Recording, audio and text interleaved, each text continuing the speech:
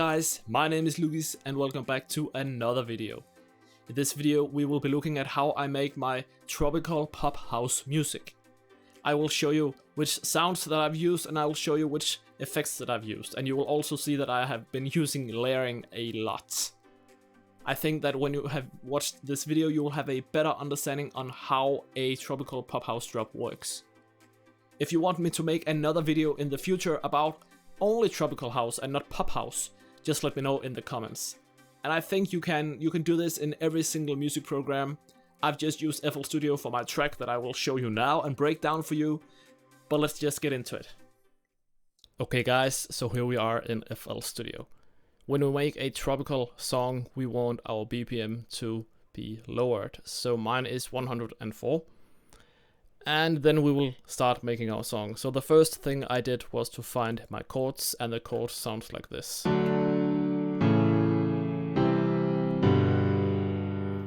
And it repeats 4 times. Then I made myself a melody, which sounds like this.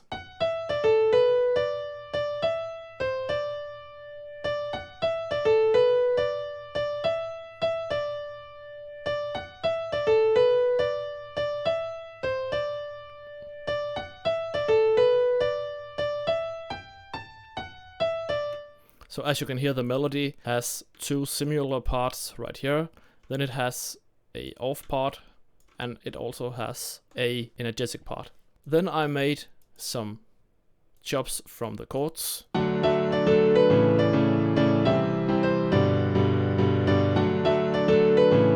Which also just repeats, and from those chops I made the bass line, which you can see colored in red.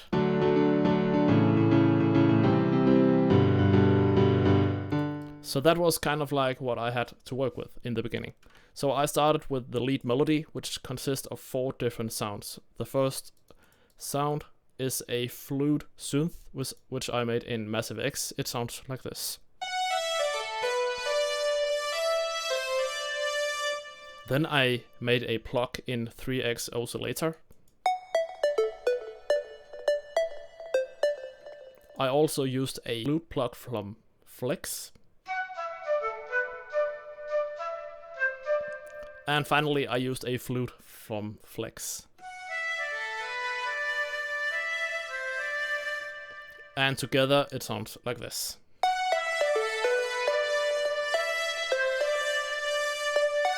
So this is the lead melody, and the effects that I used was basically EQs. As you can see, I used a stereo enhancer on my flute to make it wider, but otherwise nothing really special. And the way that I combined the sounds was to EQ the sounds, and then I compressed the sounds. I also used left-right EQ, and I added delay and reverb. And then I made a final equalizer, and I used Maximus to increase the high frequencies and decrease the mid frequencies. The balance is because I made a volume automation, as you can see right here. Let's see.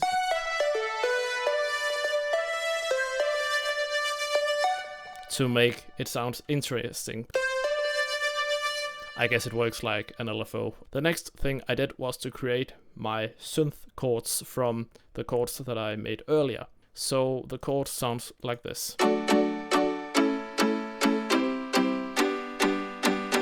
And it consists of 4 different sounds. The first one is a guitar. The next one is some sort of an open plug.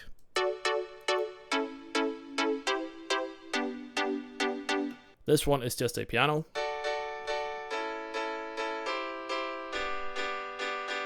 And the final one is a closed plug. Again, I used EQ on most of them, a stereo enhancer on the piano, and I used left-right EQ on the open plug. Again, I combined the sounds with EQ, compressor, right-left EQ, reverb, and a final EQ to control the frequencies. I also made a balance for automation in the last part of the drop, right here. When I made the drop, I was using drums as well. I had a tom, which kind of was in conflict with the sound, so I chose to lower the synth chord sounds instead of the drum sound. Then I made a bass. The first one is just a sub bass. You need good headphones or good speakers to really listen to this one. And then I added a top bass to the sub bass, so it was a little fatter. And again, basic EQ and compression. And then I just used a equalizer on the final bus channel. And again, I have a balance because I wanted to control the synth bass volume right here when the second part of the drop comes in. So now we have a plug bass as well, which sounds like this.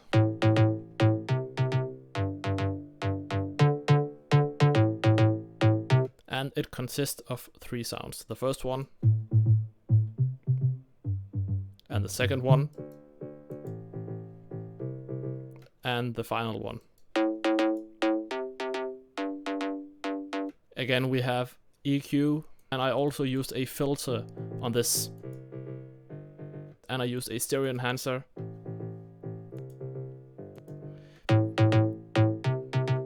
And we have EQ to kind of remove the frequencies from all of them. Then we compressed it. And then I used another EQ. And then I used right-left EQ and a final EQ. And together with the sub bass,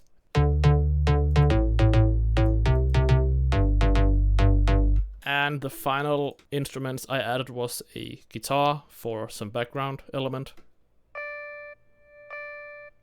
Right here. And I used a little side chain on it. And I also made some strings, really simple strings.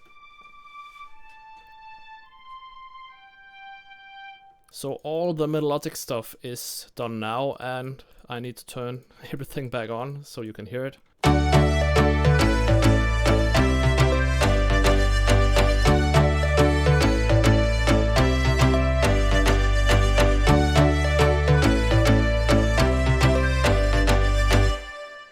So the kick drum sounds like this. Really basic kick, and then I layered a top kick upon it. And again, EQ, EQ, EQ, and compression and EQ. This is the way that I do my stuff. Then I added a snap on the sides with a lot of reverb, and then I stereo enhanced the snap so it feels like it comes from both ears at the same time. I also added a clap in the middle, also with a lot of reverb on it, because then I made this hat right here, which consists of an open and a closed. And then I compressed them. With the kick, it sounds like this.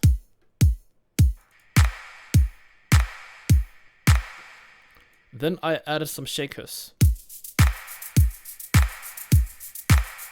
with some EQ, stereo enhancement, because we are talking about the high frequencies right now, so we want them in the stereo. I also added a little reverb on it and a compressor. The next thing I did was to add many cymbals, actually, as you can see right here.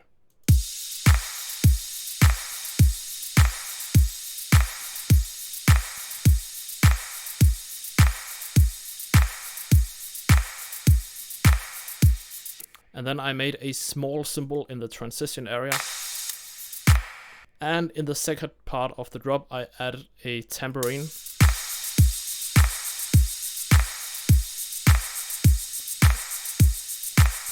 And in the transition area, I added this clap and this hat, which sounds like this when we are listening to everything.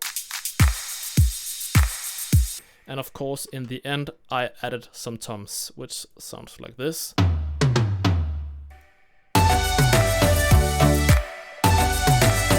So this is basically how I build up my stuff. And as you can see, I have a lot of automation, or not a lot, I have some automation clips to control everything, so I don't need to turn everything myself all the time.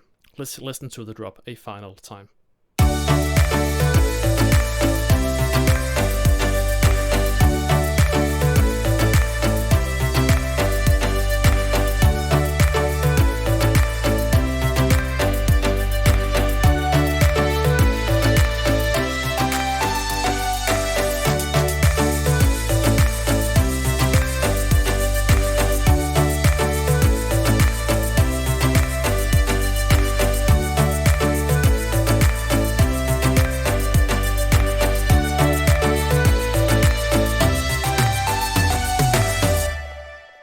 So there you have it, guys. This is how I make a drop. If you would like more videos like this in the future where I show how I make my stuff, just comment down below. Otherwise, I will say thank you for watching. Consider subscribing if you haven't already, and I will see you in another video.